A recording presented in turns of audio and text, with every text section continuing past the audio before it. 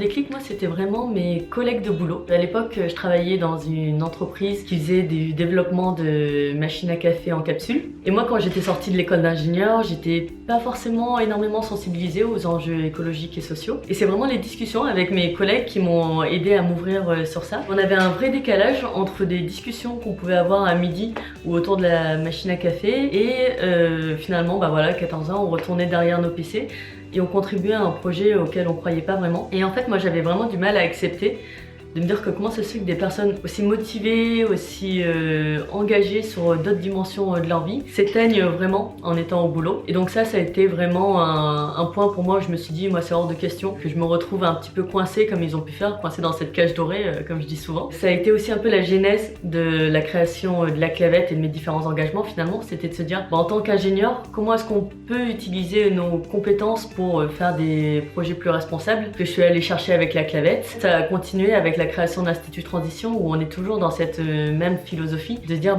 en fait comment est-ce que des personnes peuvent mettre leurs compétences au service d'une transition plus écologique et solidaire.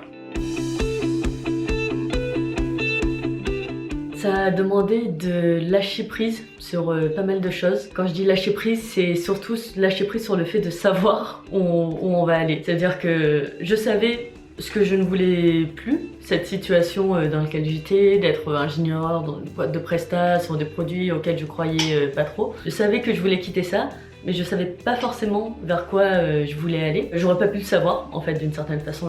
Je pense que j'avais clairement pas les ingrédients pour savoir tout ça. Dans tous les cas, je pense que c'est juste la vie. D'une certaine façon, on sait pas. Enfin, on sait pas et on ne peut pas contrôler forcément où on va. Mais par contre, on peut faire en sorte d'être aligné avec ce en quoi on croit, d'avoir une certaine foi, d'une certaine façon, dans le chemin qu'on a envie de prendre. Et ça demande aussi de lâcher l'image qu'on aurait pu avoir. Ça veut dire que quand j'étais assez ambitieuse, je voulais avoir une grande carrière en ingénierie. Et ça me demandait un peu de lâcher cette image de moi que j'avais pu avoir pour quelque chose d'autre, alors qui me satisfait tout autant si ce n'est plus. Mais voilà, juste faire un petit peu le deuil de comment on s'était perçu, comment on avait prévu sa vie, pour un peu plus d'incertitude, mais finalement beaucoup plus de fun aussi.